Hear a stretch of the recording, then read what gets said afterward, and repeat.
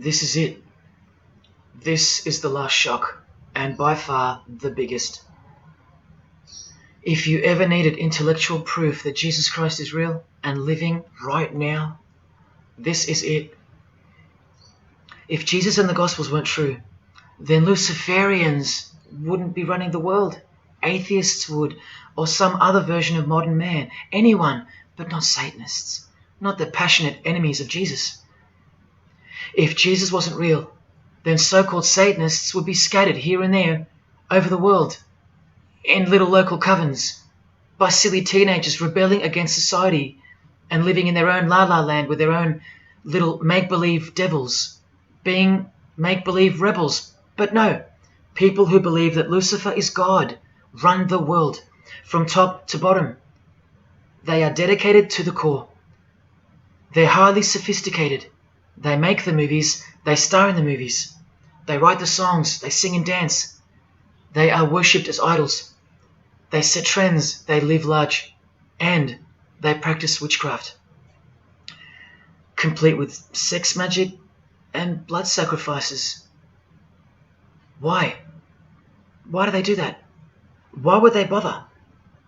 Because witchcraft is real and has been since before civilization began, hidden from the vile multitude who have been stupefied by propaganda to the point that they don't believe in anything anymore.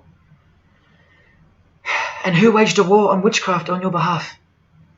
God did, the God of the Bible. If Jesus wasn't real, Luciferians wouldn't be building their paradise on earth. Atheists would.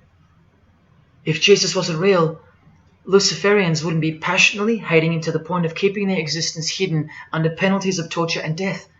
Lo and behold, in the 21st century. Yes, if Jesus was a myth, Luciferians wouldn't be working overtime to inadvertently fulfill every prophecy that Jesus gave us. Can anybody read me? What part of Jesus foretold a worldwide cashless system, a worldwide government, and a worldwide religion do you not get? If Jesus wasn't real, why do former Satanists freely admit that only the true Christians are immune to witchcraft?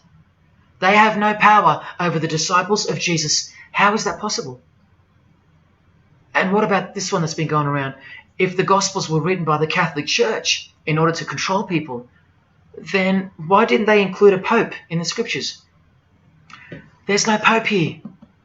Why didn't they include instructions to obey the priests? There's no priests in the New Testament, except for God himself and all his disciples. We're all priests. If the Gospels were an invention of the Catholic Church, why does Jesus say to call no man Father except your Father in heaven? Yet every priest holds the title of Father. If the Gospels were an invention of the Catholic Church to control people, why were only priests allowed to own a Bible and not the common people? Why did they burn William Tyndale at the stake, a Christian scholar who translated the Bible into English? Are you with me? Please help me understand how you don't believe in Jesus when even your enemies, the high-ranking Freemasons, think that you're stupid for not believing in Satan. There was the first shock, which was the fact that an international secret society exists at all, and that all people in power, prominence, celebrities, they're members of it. That was the first shock. The second shock was the oaths they take and the rituals they perform. Decapitated heads, brains exposed to the sun, drinking wine from human beings' skulls, all done by the people you respect the most. Pretty shocking if you have any brains left in your skull and heart left in your ribcage. The third shock was the reason they took the oaths and performed the rituals. And that reason is that the secret society they all belong to is in fact Satanism. The fourth shock was the details of witchcraft and the details of the new satanic age, the Saturnian kingdom, where billions are planned for death to pave the way for a spiritual and technological utopia. But do you know what the biggest shock of all is? The shock that surpasses all of them combined. It's Jesus. Jesus is the shock. He's the shockwave, the reality and truth of him. Because that changes everything. He changes everything. The greatest news you could never think up, that God left his abode to come here, a form of hell, manifest on earth, to be ridiculed and executed to save our sorry asses by taking a bullet for us. Don't worry, his second coming won't be so sacrificial. Better start fearing like you fear a cop and like you fear a judge. Oh, I know you tremble in front of them, but you don't fear God? Oh, how we love the darkness and sin. Possibly you, loved gossip, you loved sex and porn, you loved sodomy, you couldn't stop lying, you couldn't stop cussing, you loved your idols, singers, actors, sports people, sports teams, putting people who fart, smell and eventually die on a pedestal. You just couldn't cut yourself off from the ways of the world. Purity? Who wants to be pure? I have to be pure? I have to live holy? Stop sinning? That's so boring. What kind of God is this? To hell with that God. Well, do you like filth in your home? Do you? Do you like filth on your carpet, on your clothes, on your face? Do you invite filthy guests over and give them a share in all your belongings and all your power? Do you give them the keys to your house and car? No, you don't. But the Creator, who has the greatest house of all, he should. We can barely earn $1,000 a week, and we don't give that away to anyone. But now God should share his wealth with you, the unclean, the unrepentant. Is it too much to ask your filthy guests to clean up before they enter? To watch their mouths, to control their willy? Is that too much to ask? Oh, but if God was real, what about all the children that die? What about them? What are you doing about them? Are you still stuck on which phone you're going to upgrade to or what's for dinner? Why don't you leave your abode, your luxuries and your loved ones and risk it all to go save some children yourself? Oh, but what about all those who've never heard of Jesus? Let me ask you, what's your excuse? I know they have one, but what's yours? You've heard of him. Every morning you wake up and look at the calendar is a testament to his name, because it's 2021 in Australia, it's 2021 in Brazil, it's 2021 in China, it's 2021 in every single country in the world. So let me ask you, 2021 years since what? Like I said, just waking up in the morning and knowing what day it is a testament to him. But if God was real, why wouldn't he just show himself? Show himself to who? To you? You can't even get on your knees and repent. You can't even hate sin and scream out to him. So why would he? How do I get the girl if I don't ask her out? And if I do, maybe she rejects me the first time and the second. How bad do I want her? How hard will I try? Most haven't even knocked on his door. Well, I did. I just kept knocking and knocking, and then I started banging and banging. I refused to leave his porch. I lay there like a hungry puppy. But even when he answered the door, I did the runner, because he was too big for me, and I loved sin a little too much. Yet he still left the light on for me. But here's the craziest part about people who ask me why he doesn't just show himself the way they'd like him to. Their hearts have been so hardened that even if he did appear to them, in 2 weeks they would go back to being their old self, and he knows that. That's why. They might even forget it ever happened. Oh, that was just a crazy day. That was probably all in my head. Oh, how we love to make excuses. But if God was real, what about all the other gods? What other gods? Did Buddha perform a miracle for you? Did he affect a plethora of witnesses? Were his followers stoned to death, sawn in half, eaten alive? Did historians of his era leave any trace of him? Did he prophesy all the kingdoms that would appear on earth, and in what order?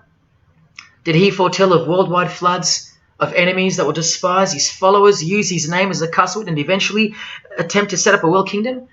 Did his appearance change the calendar from one end of the world to the other, and predict that his appearance would in fact change the calendar? What did the Prophet Muhammad do for you? Apart from stealing Jesus from billions of people and corrupting the Gospels, did he dedicate his entire life to sinlessness? Did he remain celibate so that his blood could make a difference in the hidden realm by the science of sacrifice, which is practiced in secret every day, in order to shield your very soul? No, he didn't. Instead, he had 11 wives. One of them was 9 years old, and he lived like a king, while the real king lived like a slave, and died like one too, and washed the feet of his disciples, while demons trembled at his name and presence, and still do.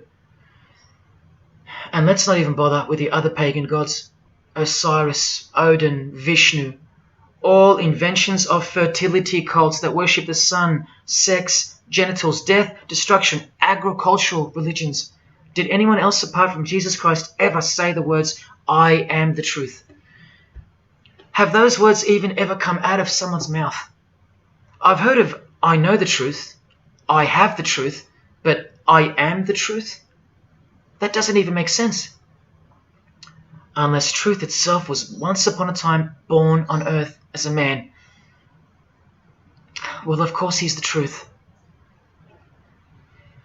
Where are all the heart-wrenching, knee-buckling testimonies about the indescribable power of this Holy Spirit, which comes in to sweep you off your feet and drown you in its tides, changing you forever? Where are all those testimonies? I'll tell you where they are. In the Christian column. That's where. Oh yeah, you'll get them here and there in every genre, but Christian testimonies simply outclips the rest.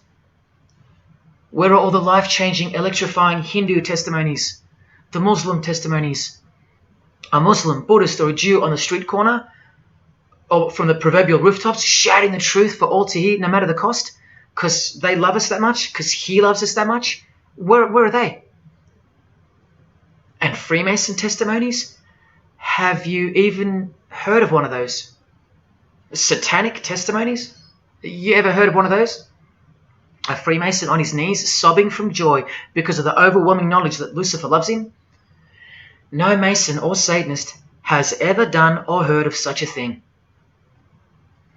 But the biggest cult in size is the cult of society. Where do you think the word culture comes from?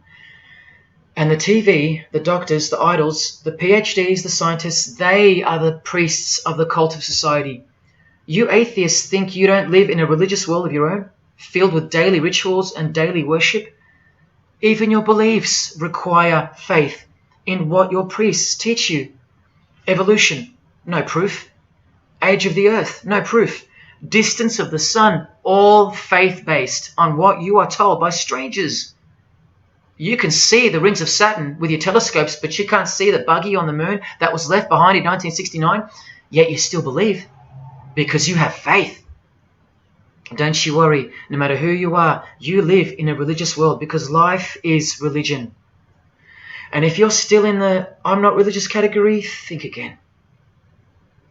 You all worship something or someone, and your religion is futile. But for you, for the one, whoever you are, remember the advantage that evil has over good. A little good doesn't destroy evil, but a little bit of evil destroys all good. See this glass of water? One single drop of poison is enough to render the whole lot useless or deadly. That means that 99% of the goodness and purity of that water amounts to nothing, all because of one single drop. The whole glass is evil. And so it is with the human soul. You better believe it. Does anyone go out with a stain on their face or on their shirt?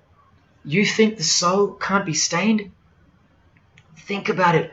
Just one lie makes you a liar. So you can't go where life is, stained with death? Now, in case someone thinks I'm playing the high and mighty role, I tell you this. I used to be a liar. I used to be a pervert. I used to be a drunkard. I used to smoke all kinds of poison. I used to have angry outbursts, use a filthy mouth, indulge in filthy humor. I used to. Past tense. But no more. He finally summoned me. He called my name for the last time. He took my dog, then my music. He took my band, broke it all, and broke me, flooded me clean. He sent for me. He woke me up from a deep sleep on a high-speed midnight highway with a whisper, an actual whisper in my ear, and only meters between me and a concrete wall with my name on it, because he knew I had it in me. I had it in me to lay it all down, risk everything, so I can take a stand for him, for the Gospels, and for you. Well, this is me taking a stand. Brothers and sisters, I did all this for just one person, and I'll be hated and mocked and worse maybe, so that that one, whoever you may be, will wage war on sin and believe. Don't let even one drop in. No matter what the distractions this evil world may place in your path, in order to bury itself and its poison in your heart, where it will take root and overpower the 99% goodness in you. Just like only a few find success in this world, even fewer will find the kingdom. It's far more difficult than winning X Factor, or making $1 billion, or reaching a 33rd degree of a secret society. It's as difficult as loving your greatest enemy. And that's just about impossible. But if you can figure out how to do that, then you've found the road to life. And I hope to see you soon. God love. Jesus wins.